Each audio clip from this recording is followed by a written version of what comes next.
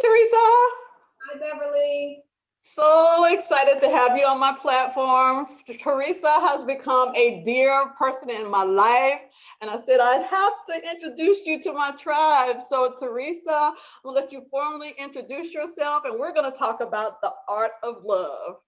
Right. Well, Beverly, thank you so much for having me on today. I am thrilled to be here with you. And I am Theresa Beason. And what I do is I have a course called The Art of Love. The Art of Love is a program where I help women identify hidden hurts in their lives, and they're able to begin to process the hurt and the pain behind. Sometimes it's just failed relationships, or it's just old stuff, and they're still sort of stuck in that place. And so we talk to them about how you begin to heal that, really through practicing self love, and then going beyond that self love to loving others as well. That is such a powerful message. I know when I heard you speak about it, I was thinking about my own life and how important love is and all of the challenges that we have to work through to have this loving space in our life. And both of us are in the space of health and wellness. We work with women. I work with women in the menopausal stage, and there are a lot of hurts there. And even myself, I mean, I've been through life and a lot of bumps and bruises and things that I'm still trying to work through.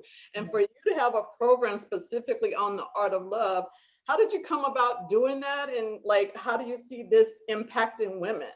Wow, the art of love really has its beginning with my own life and my own struggle with, dealing with grief, dealing with loss, dealing with heartbreak in my own life, and just looking for answers, looking for a way to begin to heal that pain that was just continuing to follow me. And so just desperately searching. And so I clearly heard one day, sort of in that place of searching, that love was the key to my breakthrough.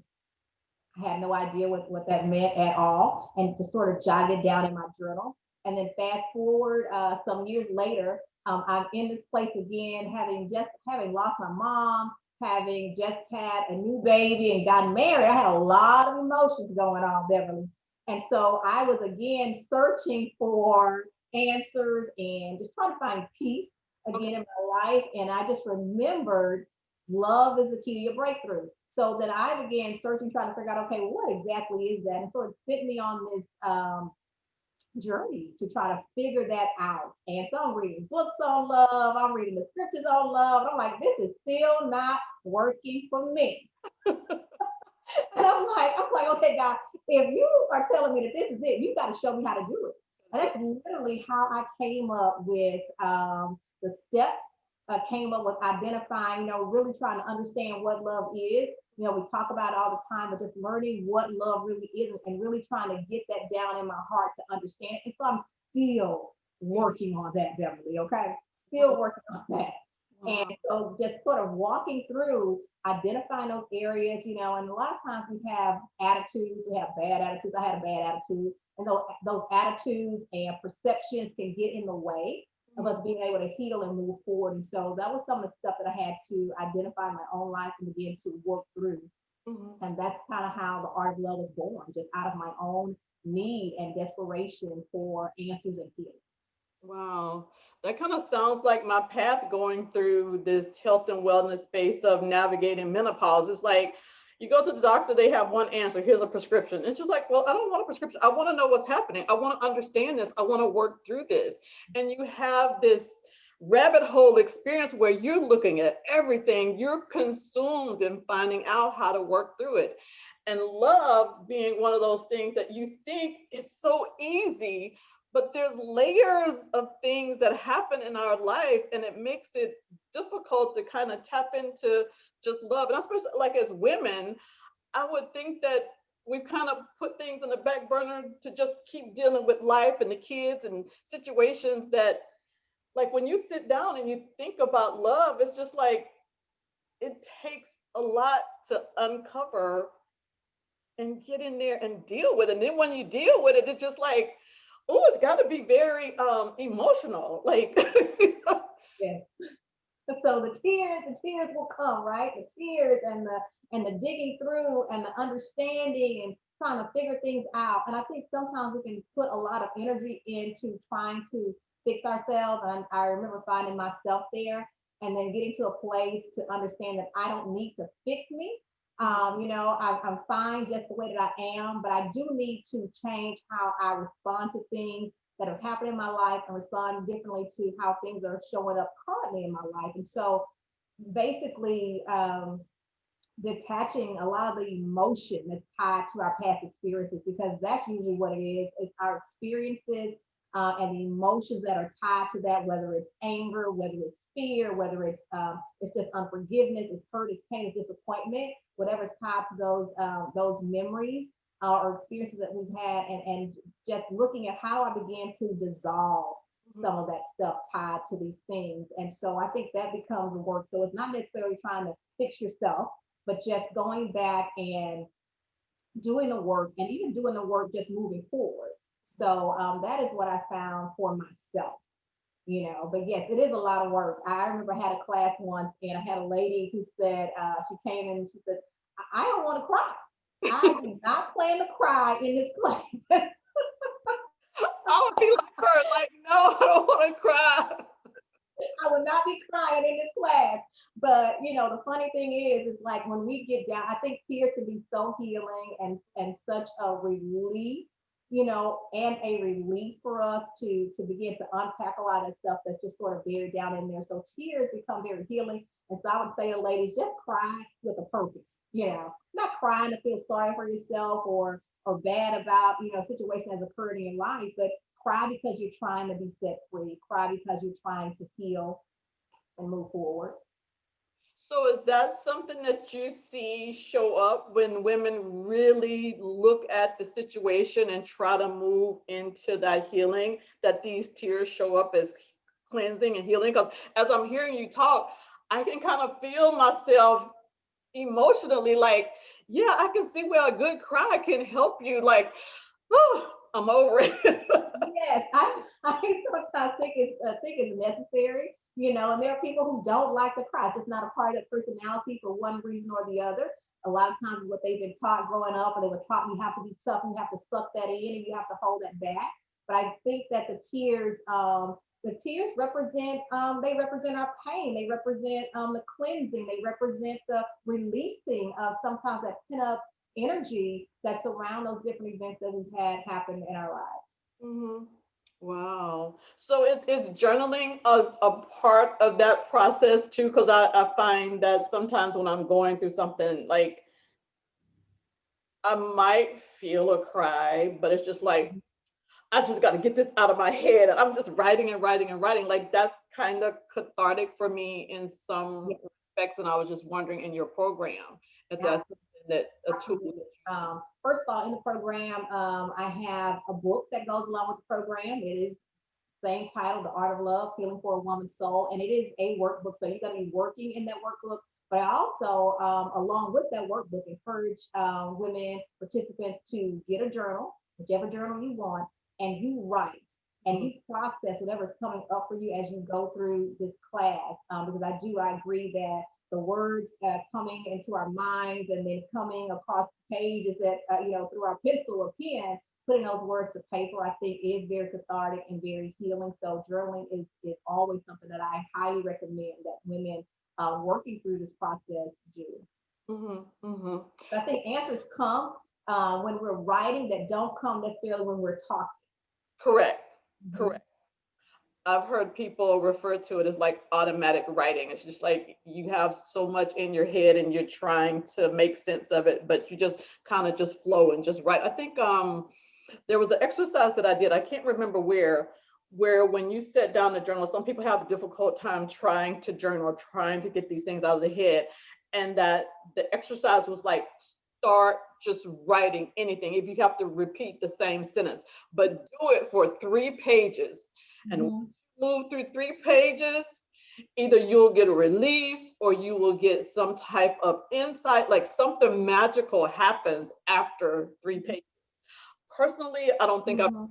hit the 3 pages because um there's always something I find when I write that kind of opens up another space. Like I have so much going on, we're business women, we're working full time, we have children, we're spouses. So there's a lot that we're juggling. Now we're in the middle of a pandemic that, you need an outlet. I'm not able to go to the gym like I used to. I used to enjoy going to the gym, working out with my trainer. Like I'm not doing that. And you want to walk around, in your neighborhood some, but you can't get too far. So you got to have some ways to release things. And to me, writing was one of Yeah. the cathartic things for I, me. I totally agree.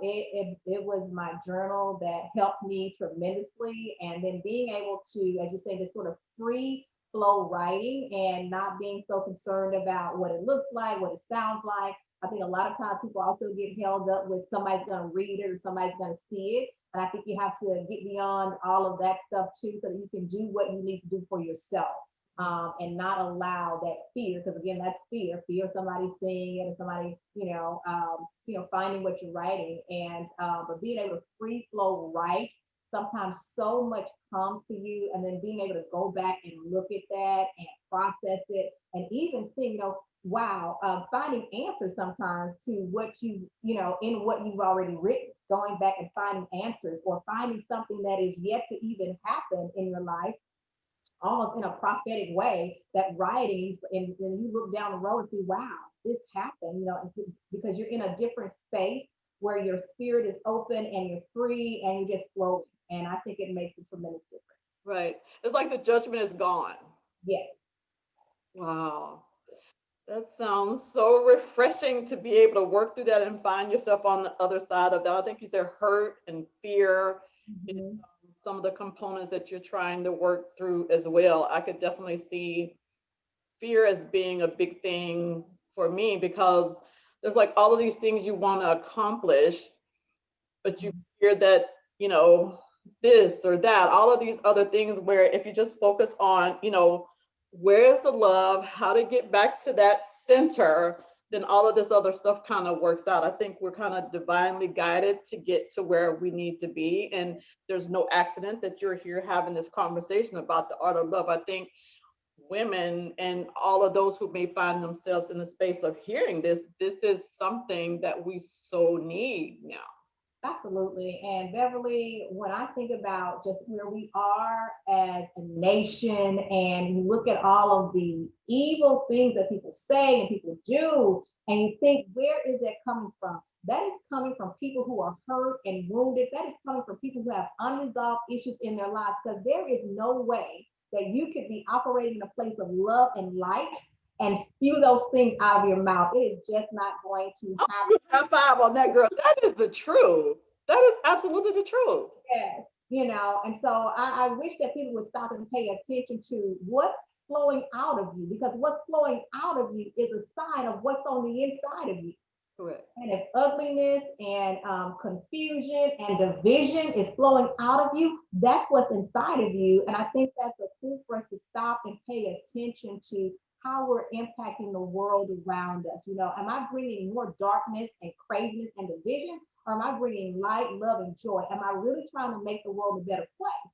Mm-hmm, And mm-hmm. so even when we're in a place of disagreement, we have different views, we have opposite views. There's a way to do that and Right. still walk in love, and still be loving and kind to one another. And I think you get so much further if we're able to do that than the way that we are handling this stuff right now. It's okay to not agree. It is okay to not agree, but it's not okay for us to spew out hate and ugliness and division.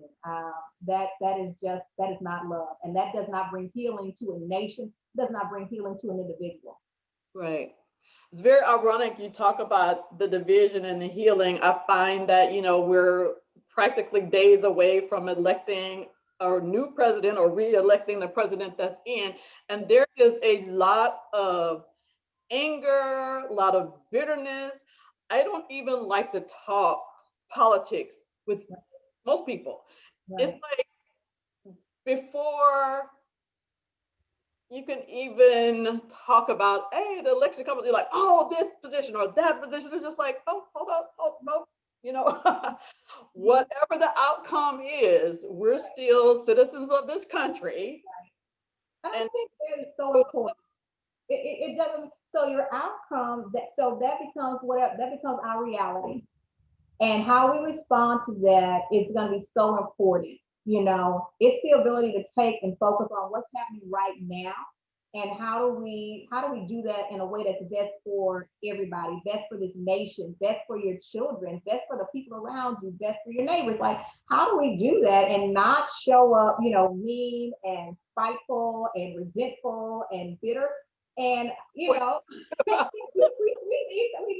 the love. The president is the president. No matter who he is, no matter whether or not you agree with him or disagree with him, he's the person that will be elected to that office, regardless of what your own individual views are about the person. So you respect and honor the office. And I think that's what's important. And we show love, respect, and honor to one another in this whole process. well, we're gonna need you putting your message out November the 2nd in a big way, because we need some love here, girl. Yes, we do. We absolutely do. I think it is the ultimate thing that the whole world needs. And if we would stop for a minute to recognize that when we were born, love was already in there, it was already there. And if we could get back to that original essence and that original place of just being and loving, as a kid, you just loved everybody. You didn't have that stuff. And we get so far away from that. And so just being able to go back to that place, and act from a place of love, act from a place of kindness and respect for one another. It's going to be important. Your message, Theresa, you need to be on here every week talking to people, because this is definitely what's missing. Because I'm working with women in the space of health and wellness, I find that there are a lot of messages that women are carrying, and some of the messages are not even their own. They've been deposited through, different places that they've been, or people that have influenced them, or the educational society, or your work environment. Like, there's a lot of messages that's playing, and some of those messages are counterintuitive to the way we innately should be as human beings. And I know, I'm not without my faults, but I really try to be in a space of spiritual connectedness with, the entire world. Like, I don't want to see the division, even though I can't take on everybody's problems, but I can be centered and whole in myself and be able to share that to other people. And I feel Absolutely. like your message of love is something that we just need to hear and be reminded of on a regular basis. And I know you offer the program, and I'm hoping that you have something special coming up for the holidays that you can share, that people can provide it as gifts for those that, we can use healing of love. Yes, absolutely. So I'm looking forward actually to the holiday season. I will be doing some promotional stuff regarding the art of love. And so I'll be putting out just actually some teaching and actually just encouraging people to think about love, consider love.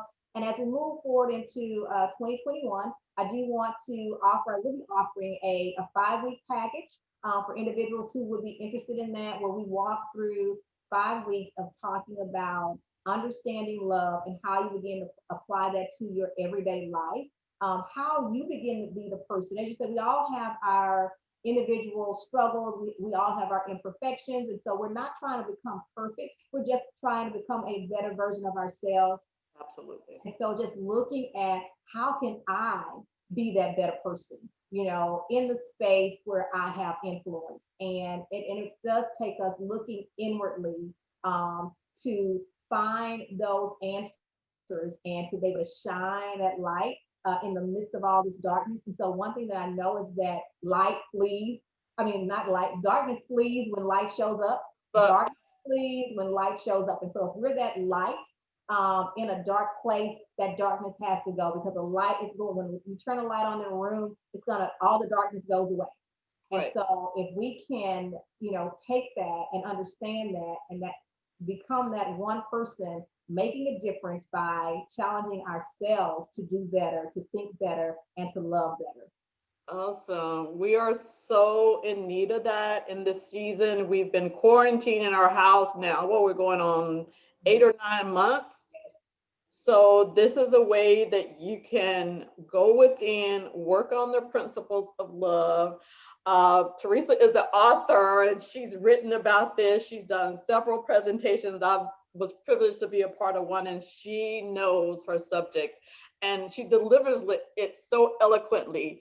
So I'm so delighted to know you and to be in your company, and glad that you're in this space of working with women and helping us with bringing love as the center and working through, any challenges of fear or hatred or all of these other things that have just clouded us as beings, because that's not innate into who we are if we go back to the essence of how we were coming here as a baby, like pure love. So I am so thrilled at what you do, excited about your offer. So let people know where they can find your book and where they can locate you online so they can subscribe or be aware of whenever your next promotion takes place. Yes, so you can find me at theartoflove.us, theartoflove.us, theartoflove.us. You can find me there. And on my website, there's a link to purchase my book. The book is self-published, so you're not going to find it on Amazon yet. But you can purchase that book through me, and I'll be happy to ship that out to you, and you can get started on your own journey of healing. And you can always shoot me an email if there are questions or you need help understanding something, and I'll be happy to respond to that and assist you in any way that I can. And definitely would want to encourage women to think about joining me in 2021. In the month of February, we will have a 5-week offering. Haven't chosen a day of the week that'll happen yet, but it'll be for 5 weeks, and for probably about an hour and a half each teaching, to help you unpack and shift your energy towards a way of healing and bringing light and love and joy into your own life. That's awesome. Who wouldn't want to be a part of that? Change the world. If one person took the program and then they touched another person, it's a ripple effect. So this Yeah. is definitely something I would encourage anybody on my platform or those who are seeing this for the first time to check it out. I know you did a presentation, so maybe people can go to your website and see one of your presentations. Theresa is amazing at what she does, and I thank you for being the light that we need out here. So if you have any closing words or comments, be sure to share before we have to say goodbye. This was so awesome. Thank you, Beverly, so much for having me on. And I am excited. I'm excited about the future, and I'm excited for the women who will get a chance to take part in this. And love is a powerful thing. A lot of times we're running from it, but it is the thing that we have to stop, embrace, because it's the thing that's going to really change your life. Definitely will. Great words of wisdom. A good point to close out on. Thank you so much for being here. And everyone, and please check out Theresa's information and share it. There are so many people out here who can use this message. So I look forward to hearing any comments or questions you have. You can reach me on Beverly Hills Health and Wellness Coaching. If I can help and support you and show you where to find Theresa, I'm happy to do so. We'll talk to you later. Take care. Bye. Hang out, Theresa.